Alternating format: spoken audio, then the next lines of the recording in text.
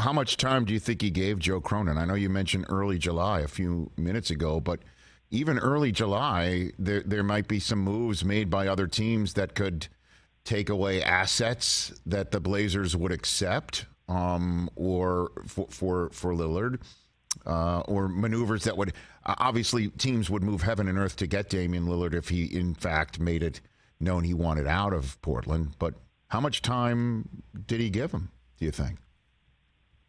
So I'm trying to make sure my memory's accurate here, and I think it is. So on Friday, I had indicated to somebody who would know the answer to that question that, that my sense was that we would know what direction this was going to go in the matter of 2 weeks. So that's on Friday.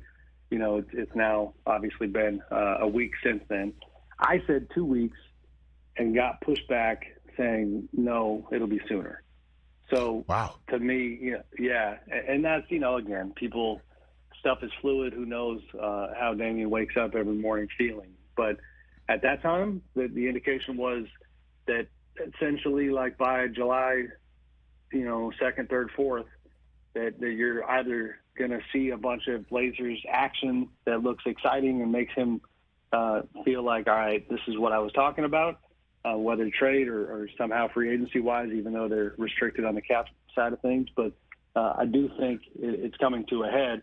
But to me, again, keep pounding this point, like the unique part is do I think there's a scenario where Dame tries to push this thing and then still doesn't have it in him to actually make the request? Like, of course, I don't know what percentage odds I give it, but I do think that scenario is still on the table too. All right, so which teams are sitting there, knife and fork in hand and napkin tucked into their shirt, ready for the news? What do you got for me on that front? It's the usual suspects.